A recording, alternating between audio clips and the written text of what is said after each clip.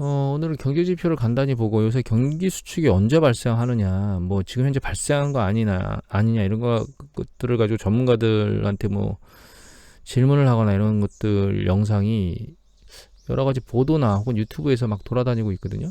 예, 그 부분에 대해서 제가 한번 말씀을 드리도록 하겠습니다. 일단 미국 3대 이슈는 보합으로 끝났고요. 또 유럽까지는 좋았고 아시아장하고, 근데 미국에서 이제 최근에 있었던 내려왔다가 올라가는 이제 0.75 자이언트 빅스텝 현상이 일어난 뒤에 아랫방향으로 이제 세차게 내려왔다가 이게 직전에 지지선이면서 지금은 저항선으로 작동하고 있는데, 이 부분이 뚫리고 올라가서 이제 2차적으로 일단 여기까지는 도달해야 되고, 이것까지 뚫고 나면 방향이 이제 턴인되겠다라고 하는 생각을 할 수 있을 정도 확인을 여기까지 해야 됩니다. 저점을 뚫고 여기서 이제 내려오다가 일단 바로 반등이 일어났거든요. 긍정적인 시그널은 아직까지는 보이고 있습니다.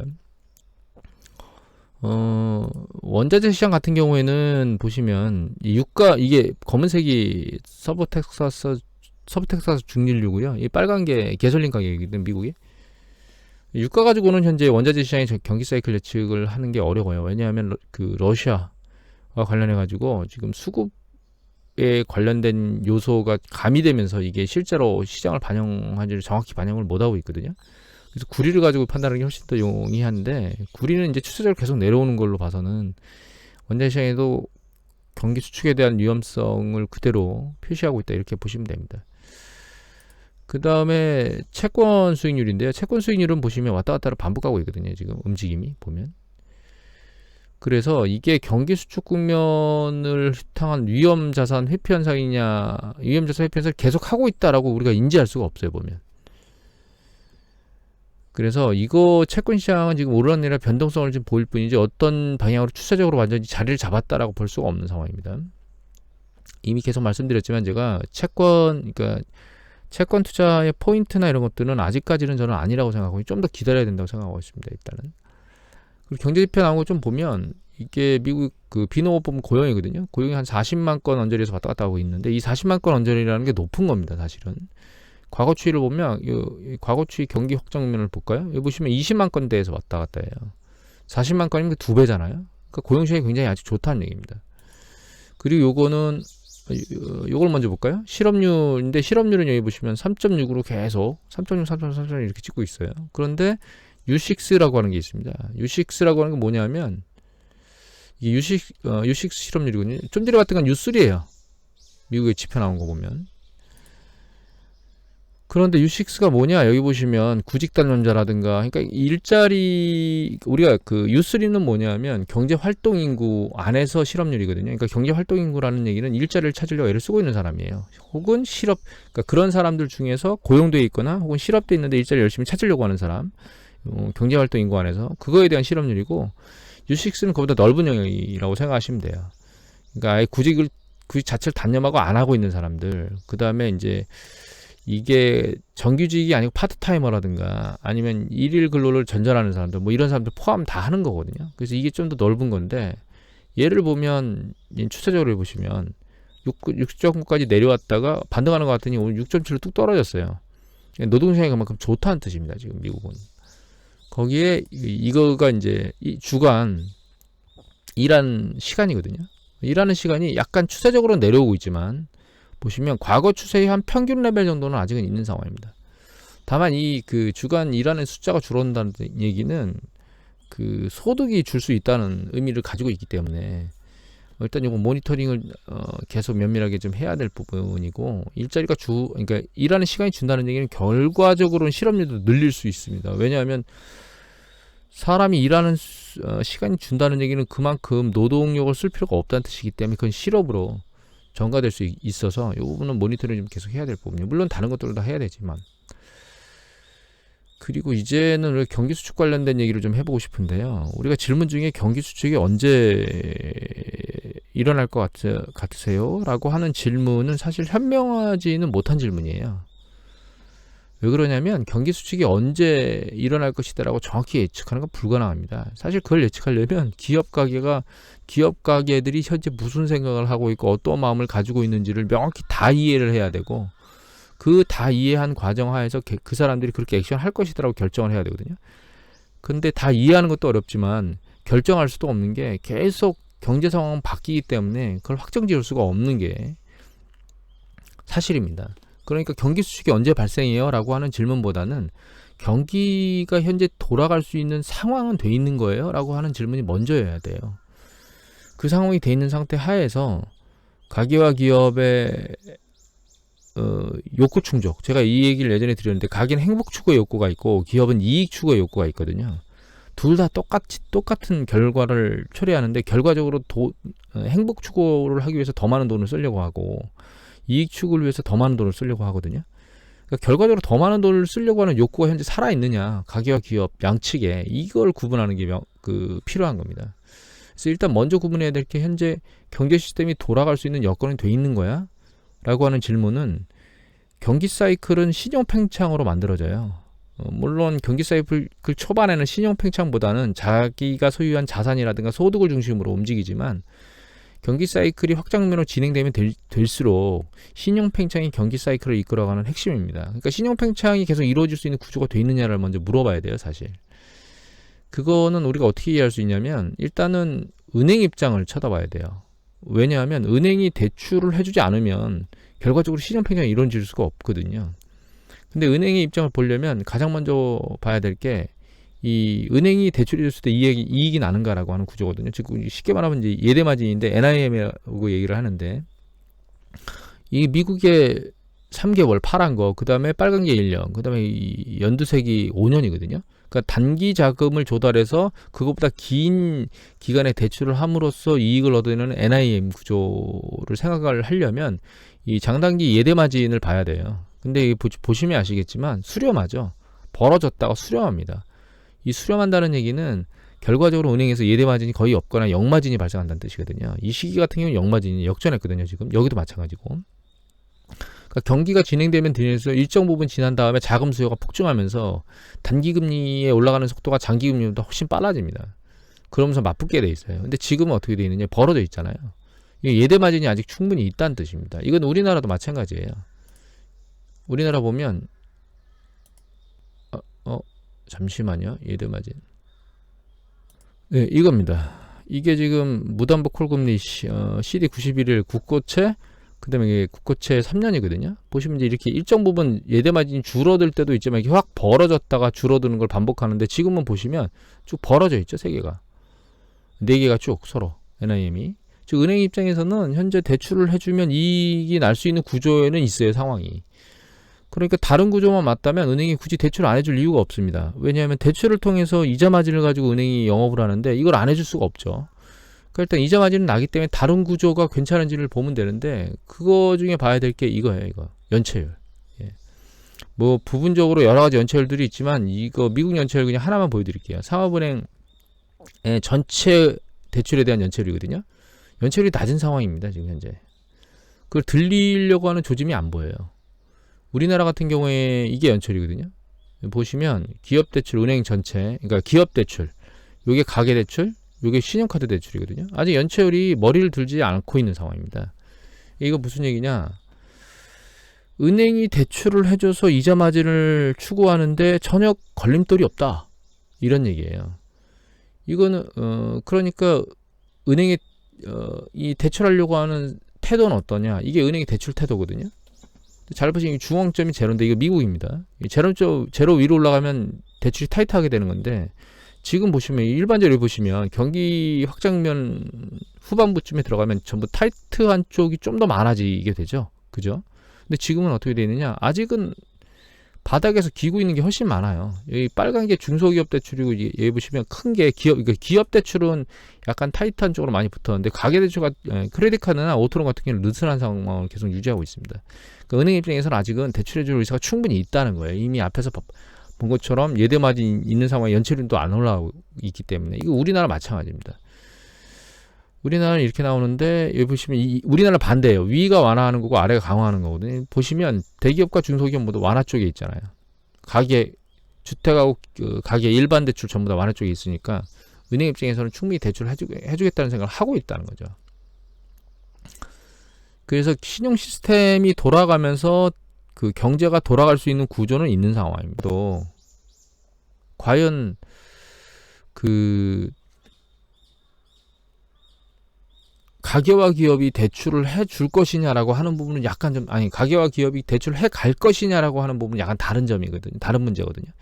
근데 이제 그걸 이해하려면 PC 같은 것들을 보면서 실제로 지출을 계속 하고 있는지, 혹은 기업 입장에서 보면 설비 투자나 생산 혹은 재고를 쌓는 작업들을 하고 있는지, 이런 것들을 계속 모니터링을 해줘야 되는데, 문제는 이게 서로 혼합돼서 움직이는 거기 때문에 결과적으로는 그게 왔다 갔다 하는 변수들로 작동해서 이걸 종합적으로 보기에는 그렇게 녹록치만은 않다는 거예요, 경제 지표를 볼 때. 그리고 또 한 가지는 결과적으로 기업은 가계의 움직임에 따라서 뒤에서 따라오는 움직임을 하기 때문에 그 소비자들의 심리수나 이런 게 중요하긴 하거든요. 근데 문제는 심리수가 경기학적 면에서 오르내를 계속 반복하기 때문에 지금이 실제로 경기 정점을 맞아서 심리가 위축된 건지 아닌지를 알 수가 없어요. 다만 최근에 경제에 대한 심리수는 약간 안 좋은 패턴들이 심도가 강하기 때문에 일정 부분 가계 측면에서 놓고 보면 그 욕망 추구의 욕구가 살짝 줄어들어 있다라고 하는 부분은 맞다라고 우리가 봐야 됩니다.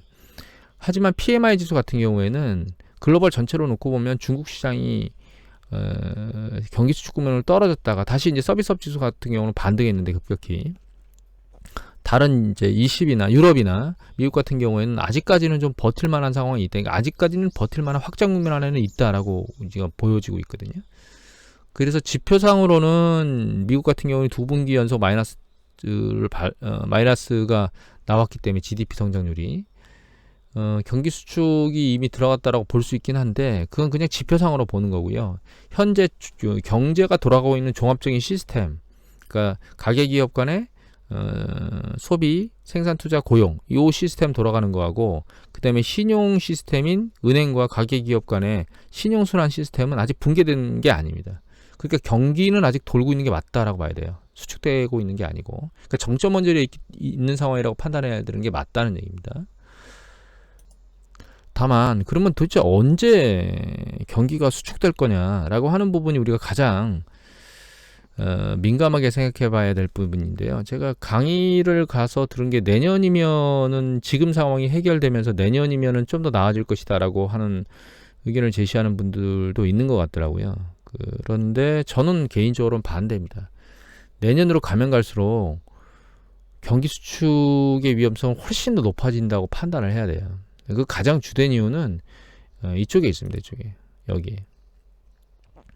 왜냐하면 이게 여기 잘 보시면 이거 말고 다른 패턴으로 한번 볼까요? 가끔 제가 보여드렸던 이게 제가 가끔 종종 죄송합니다. 사례가 들었네요. 이게 가끔 보여드리는 10년 마이너스 2년하고 10년 마이너스 3개월 국채 수익률의 스프레드거든요. 근데 이게 이제 연준이나 이런 쪽에서 이거가 경기 사이클을 예측하는 중요한 시그널로 사용하는 이유는 이게 조금 전에 설명드렸던 신용 팽창이 한계점에 도달했다라고 하는 시그널이기 때문에 그래요. 이게 여기서 차트가 밑으로 나가서 제로에 붙었다는 얘기는, 이 제로 밑에 있다는 얘기는 은행이 대출해주면 역마진 구조에 가 있다는 뜻입니다. 그러니까 은행이 굳이 대출해줄 이유가 없다는 뜻인 거거든요. 근데 아직까지 10년 마이너스 2년은 이제 제로점에 붙어서 다시 역전이 되는 동 마는 동 이러고 있고, 10년 만에 3개월 국채 수익률은 아직은 윗단에 있기 때문에 은행 입장에서 놓고 보면 아직은 예대해맞은 구조가 있는 상황입니다. 사실은 이 10년 만에 3개월 국채 수익률을 놓고 보면, 이거 보면 아시겠죠. 이거 아직은 예대해맞은 구조가 있는 거지만 내년으로 가면 갈수록 여기 있는 단기금리가 3개월 국채 수익률이죠. 이게 연준의 기준금리하고 거의 똑같이 움직이거든요. 약간의 차가 있긴 하지만 얘가 굉장히 위로 빠른 속도로 올라가게 될 거예요. 그러면 예대해맞은 구조가 이런 형태가 될 겁니다. 이렇게 거의 없는 상황. 이 차트로 놓고 보면 이렇게 붙는, 이 제로점에 붙어 있거나 밑으로 내려와 있는 상황이 될 거거든요. 그 시기가 되면 은행에서는 가계하고 기업이 대출을 하려고 의사를 반영해도, 얘기를 해도 대출을 안 해주는 구조로 바뀐다는 거예요. 신용 시스템이. 그 상황에서 이 연체율이 올라가게 되면, 이 경기 사이클 후반부에 보시면 연체율이 올라가죠. 아직까지는 잘 버티고 있는데 내년도에 갔을 때 연체율이 그럼 왜 올라가느냐, 그것도 이 차트를 이해하시면 돼요. 금리가 높아지면 연체율이 올라가거든요. 여기에 제가 금리 구조를 한번 넣어볼까요? 연준이 예전에 쓰던 거가 타겟 레이시였는데, 타겟 레이가 그래서 이제 연준은 두 개를 올려놨습니다. 타겟 레이트하고 그다음에 EFFR하고 두 가지를 넣어서 이제 연결된 건데, 잘 보시면 이 금리가 이렇게 올라가잖아요. 올라가면 후반부에 이렇게 연체율이 올라가게 돼 있어요. 왜냐면 금리 부담, 제가 계속 말씀드리지만 경기 사이클이 도는 과정 중에 가계하고 기업 간에서 만들어지는 거는 구매 비용이에요. 그게 인플레이션이거든요. 이 인플레이션이 일반적인 수준을 유지하고 있으면 인플레이션 때문에 경기가 수축하지는 않습니다. 그리고 가계 기업 간에서 만들어지는 그 비용 이외에 은행과 기업 간에 만들어지는 비용이 차입 비용이거든요. 그 차입 비용이 제가 말씀드렸듯이 계속 경기 사이클이 확장되면서 신용 팽창이 계속 이루어지면 차입 비용 계속 올라갑니다. 근데 구매 비용은 선택 비용이, 차입 비용은 강제 비용이라고 말씀드렸잖아요. 결과적으로 경기 수축 국면에서 경기를 더 이상 돌지 못하게 만드는 것은 사실은 구매 비용 측면이 아니고 차입 비용 측면입니다. 레이 달리오가 경제를 어떻게 순환하는가에 보면 신용 팽창과 수축을 얘기를 하는데, 그 팽창과 수축에 무슨 이런 원인이 있어요. 예를 들면 글로벌 금융위기 때는 사실 서프라임 모기지가 문제였잖아요. 근데 그 서프라임 모기지가 금리가 낮은 수준에 계속 낮은 수를 유지했다면 서프라임이 부실화될 이유가 없었다는 거예요. 그러니까 차입비용이 높기 때문에 경기 사이클이 붕괴된다는 걸 이해를 하셔야 되거든요. 지금 상대적으로 차입비용이 아직까지는 버틸 만한 수준인데 올 하반기에 3% 중반대까지 올라갈 거라는 얘기를 하고 있죠, 지금. 그리고 한번 블룸버그는 내년 중반에 금리를 오히려 내릴 거라는 얘기를 하고 있거든요. 금리를 내린다는 얘기는 경기 수축을 방어하려고 한다는 뜻이에요. 그러니까 이해를 잘 하셔야 되는 게, 결과적으로는 이 차트가 아랫방향으로 붙게 될 거예요. 이 10년 만에 3개월 국채 수익률이. 그 얘기는 다시 해석을 하면 예대 마진이 없을 거라는 뜻입니다.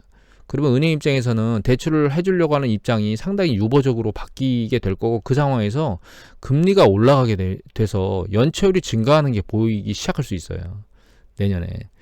그러면 은행은 대출 태도를 강화할 겁니다. 대출 태도를 강화하게 될 거예요. 그러면 신용 팽창이 중단되게 되는 겁니다. 그러면 그 가계와 기업이 대출을 받으려고 해도, 경기를 돌리려고 해도 돌릴 수가 없는 상황으로 되는 거거든요.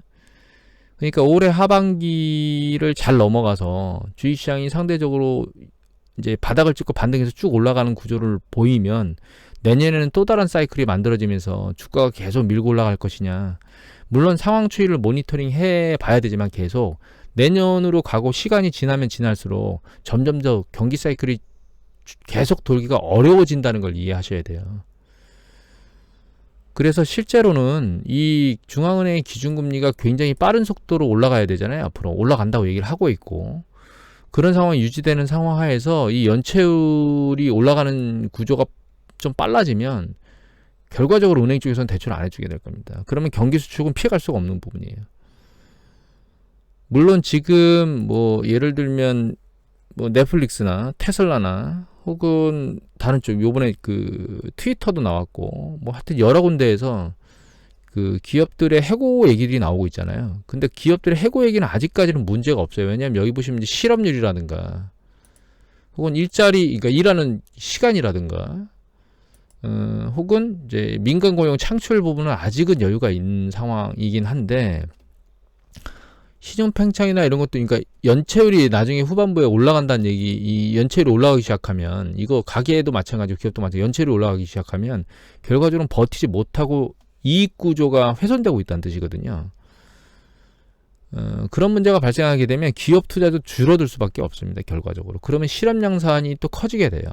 그리고 그렇게 연체율이 올라가서 기업 투자가 주춤해지고 혹은 은행에서 대출이나 이런 것들을 투자하려고 해도 안 하고 이런 형태가 되게 되면 결과적으로 소비가 위축될 수밖에 없고 재고가 쌓이게 되고, 그러면 그 재고를 소멸하기 위해서 소진시키는 게 급하지 생산이 급한 게 아닌 걸로 바뀌게 되거든요. 그러니까 전체적인 흐름이 그런 패턴으로 넘어가면서 붕괴가 되는 겁니다. 그래서 어제 제가 어제가 토요일이었죠. 그저께 강의를 할 때 수강생분들한테 못다 말씀드린 거는, 그분 중에 듣는 분이 있다면 내년으로 가면 갈수록 상당히 위험하다는 걸 인지하셔야 돼요. 시스템상 돌 수 없는 구조가 내년이 가면 갈수록 될 수 있고, 더블딥 얘기의 가능성이 상당히 높다고 저도 생각하는 이유는, 지금 초반부에 지금 안 좋아지고 있잖아요. 지금 경기 수축 얘기도 하고 있고 이미 미국 GDP 지표로는 경기 수축이 나오고 있는데, 그러면 이 시기가 지나고 나면 해소가 되는 거냐? 그게 아니라는 겁니다. 그래서 향후에 모니터링 해야 될 거는 이 금리 구조가 은행 입장에서는 스프레드가 계속 벌어져서, 이 스프레드가 벌어져서라고 하는 의미를 말씀드리는 이유는 얘가 단기 금리가 올라간다 하더라도 장기 금리가 위로 더 밀려서 올라가면 결과적으로 스프레드는 계속 유지가 되거든요. 그러면 은행 입장에서는 대출을 해줄 수 있는 여건은 구성이 된다는 뜻이에요. 그래서 이 얘기는 계속 뭘로 들었냐면, 지금 CPI가 상당히 높은데 물가 상승률이, 국채 수익률은 그거보다는 상대적으로 낮은 수준에 있기 때문에 얘가 그거하고 일정 부분 상관관계를 가지면서 더 밀려 올라가면 NIM 구조는 일정 부분 계속 폭을 유지할 수 있어요. 그러면 은행 입장에서는 대출을 해줄 수 있는 구조는 되는데, 문제는 그것도 연체율이 안 올라가고 있는 상황에서 있어야만 은행이 대출을 해주게 될 겁니다. 연체율이 올라가게 되면 은행 입장에서는 연체율이 올라가는데 이익 마진 구조가 많이 난다고 해서 계속 대출을 해줄 수는 없는 입장으로 바뀔 수 있거든요. 근데 그거를 우리가 최종적으로 이해하려면 그 은행이 어떤 태도를 보이고 있는지를 보시면 되는 거죠. 그러니까 결과적으로 다시 정리를 하면 이 장기 채권 쪽이 쭉 올라가면서 단기 채권하고 NIM을 유지한다 하더라도 결과적으로는 은행의 대출 태도를 계속 모니터링 하고 있어야 된다는 얘기입니다. 이 대출 태도가 계속 강화되는 패턴을 보이기 시작하면, 이거는 이 강화된 쪽으로 다 넘어갔을 때 무조건 경기가 수축된다 이런 개념은 아니고요. 은행 입장에서는 신용 팽창을 계속 해줄 의사가 그렇게 충분히 존재하지는 않는다.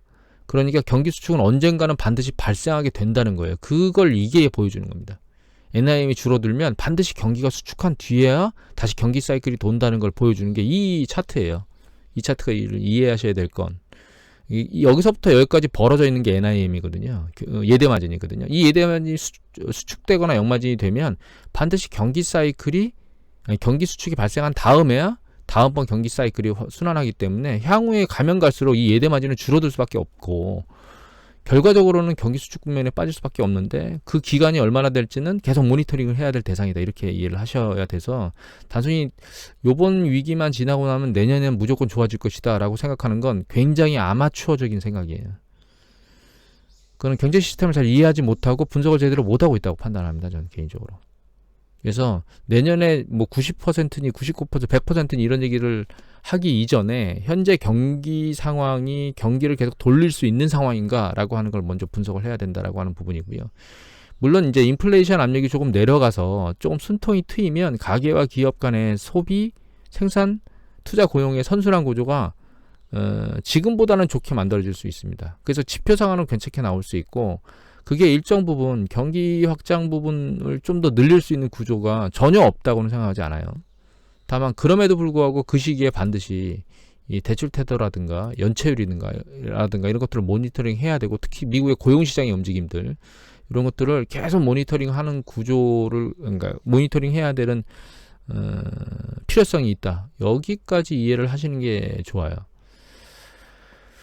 그러니까 지금 그 기업과 가계가 추가적인 액션을 취할 때 긍정적인, 이전에 좀 전에 말씀드렸던 행복 추구의 욕망과 그 다음에 이익 추구의 욕망을 계속 불씨를 살려서 계속 갈 수 있는지 없는지에 대해서는 향후에 계속 모니터링하면서 심리 수나 이런 것들을 모니터링 해야 되고, 현재 상황은 정리해 보면 미국 같은 경우에는 경제 지표나 이런 것들을 보면 고용시장이나 아니면 미국의 가계의 어떤 현재 상황, 뭐 예를 들면 제가 DSR이라든가 이런 것들을 보여드렸죠. 연체율이 안 올라가고 있다거나, 혹은 그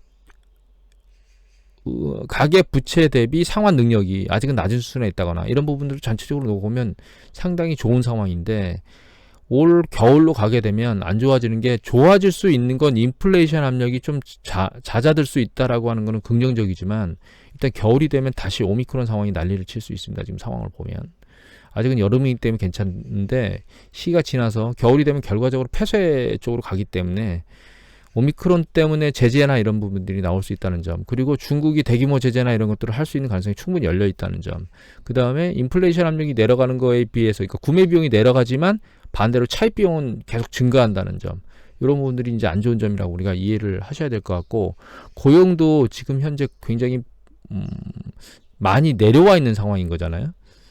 그러니까 추가적으로 고용이 계속 활발하게, 그러니까 현재 상황을 유지하는 수준이지 이거보다 훨씬 더 낮아지거나 좋아지는 가능성보다는 이거보다 약간 누그러질 가능성이 높은데, 연준에서는 금리를 올리고 약간 한 0.3포인트 정도 실업률이 올라가는 건 용인하겠다라고 하는 상황을 이제 보이는 거거든요.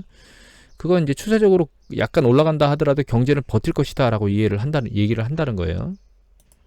하지만 그 상황이 어떻게 진행될지는 계속 모니터링을 해야 될 대상입니다. 장황하게 길게 그냥 중구난방으로 얘기를 드렸는데, 아주 단순하게 정리하면 단순히 인플레이션 압력이 내려간다고 해서 모든 상황의 실타리가 풀리는 건 아니다. 이걸 명확히 이해를 하셔야 되고, 지금도 상황이 불안정하고 불확실한 상황이 존재하지만 추가적으로 급락하지 않는 이유는 추가적으로 발생할 트리거가 존재하지 않는다고 계속 말씀드리잖아요. 그렇기 때문에 주식시장이 상대적으로 더 추가적으로 폭락할 가능성이 현재 존재하지 않는다. 다만 새롭게 지금 수면 위로 올라오는 게 딱 하나 있다면, 그건 뭐 오미크론이나 중국의 봉쇄나 이런 게 아니고, 그 러시아 석유 제재를 위해서 지금 서방 국가들이 일정 부분의 가격을 막 협상하려고 하잖아요. 40에서 60달러 정도 되면 뭐 보험을 가입시켜 주도록 하겠다, 뭐 이걸 얘기를 하고 있는데, 어느 순간에 푸틴이 획 돌아가지고 석유를 아예 수출을 안 해버리면, 대규모로 뭐 몇백만 배럴씩 수출을 안 해버리면 300달러까지 유가 갈 수 있다는 얘기를 했죠. 그걸 제가 70년대 1차 오일쇼크 때 급락하는 걸 한번 보여드렸잖아요. 그것처럼 그 일이 실제로 터지면 그게 트리거로 작동하면서 주가가 폭락할 수 있다라고 하는 가능성은 열려있다. 다만 이거는 지금 당장 액션을 취하지는 않을 것 같고요. 일단 일정 부분은 지나야 될 것 같다는 생각을 하고 있습니다. 왜냐하면 협의체들이 쭉 있어서 그 협의체들이 모두 다 협의를 한 뒤에만 실제로 진행될 수 있을 것 같아서, 그리고 푸틴이 지금 그런 것들에 대해서 강력하게 의사를 표명하고 있는 게, 그 독일의 60% 천연가스를 안 보내고 있다거나, 혹은 카스피해 쪽에 송유관을 뭐 그 잠근다거나 이런 것들로 실제로 액션을 취하고 있거든요. 저는 푸틴이 충분히 아주 강력한 액션을 통해서 그 석유가를 급등시킬 수 있는 가능성, 그러니까 생각을 가지고 있는 사람이라고 생각하고 있습니다, 개인적으로. 그래서 가장 위험한 거고, 그 부분이 아니라면 지금은 아직까지는 트리거가 존재하지 않는다. 근데 하반기로 가면 갈수록 구매 비용은 안정화될 수 있지만 차입 비용은 올라가는 것 때문에 결과적으로는 내년에 모니터링을 계속적으로 강화해야 될 상황이지, 요번 시간에 인플레이션 압력이 줄어들어서 뭔가 좀 해결되는 것처럼 보인다고 해서 해피한 상황으로 다시 돌아가는 거냐, 그건 아니다 라고 하는 것들을 우리가 이해를 해야 된다라고 하는 것으로 정리를 해야 될 것 같습니다.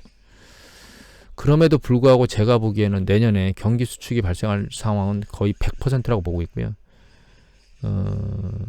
이게 금리 올라가는 속도, 그 다음에 현재 상황이 처해져 있는 전체적인 어떤 상황을 보면 그럴 수밖에 없다라고 보고 있고, 결과적으로 연준은 내년에 금리를 인하하게 될 겁니다. 그래서 올해 일정 부분의 금리 폭을 유지하고 있어야 내년에 경기 수축이 될 것을 커버하기 위해서 일정 부분의 금리를 조달할 수 있는, 그게 그러니까 그런 상황에 갭을 줘야 된다고 생각해요. 또 한 가지는, 빨리 연준이 금리를 올려야 될 가장 주된 이유는 지금 대규모로 QE를 해놨기 때문에 너무 연준이 자산 보유를 많이 하고 있는 상황이거든요. 그걸 줄일 수 있는 시간이 없어요.